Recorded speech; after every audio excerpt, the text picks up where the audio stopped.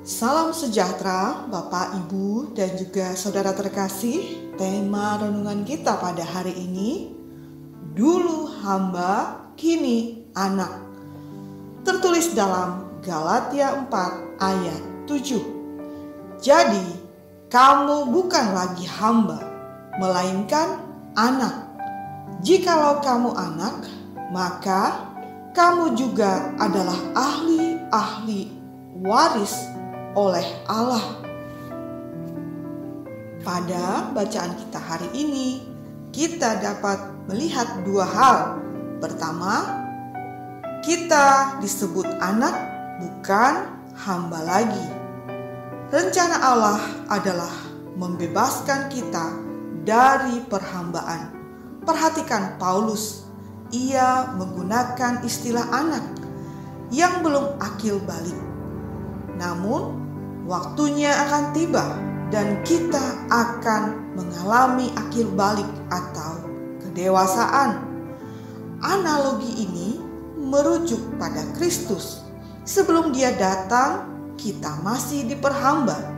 Tapi setelah genap waktunya, Allah mengutus anaknya untuk membebaskan kuk perhambaan dalam diri kita, sehingga kita bukan lagi hamba, melainkan anak. Kedua, kita menjadi ahli waris. Karena kita disebut anak, kita juga adalah ahli waris Allah. Hubungan anak dan ahli waris sudah menjadi kepastian hukum, artinya legal, baik budaya waktu itu maupun sekarang. Berarti kita yang sebenarnya bukan merupakan ahli waris secara alamiah, kini telah memperoleh status keanakan hanya karena anugerah dan kasih karunia-Nya. Dengan demikian, Roh dari Bapa memeteraikan kita menjadi anak dan ahli waris yang sah di hadapan Allah. Pertanyaan kita sekarang adalah, apakah yang harus kita lakukan sebagai orang pewaris kerajaan Allah? Tentu dengan menunjukkan buah roh melalui hidup kita. Tuhan memberikan Roh Kudus sebagai materai dan jaminan kita sebagai anak Allah.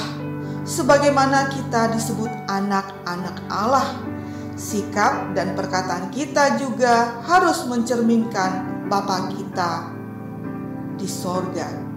Setiap perkataan dan tindakan haruslah yang dapat dipertanggungjawabkan.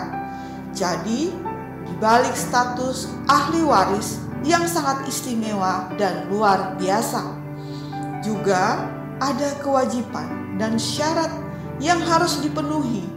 Hidup sebagai ahli waris kerajaan sorga tidak lagi sembrono dengan sesuka hati, melainkan harus melakukan apa yang telah Yesus ajarkan.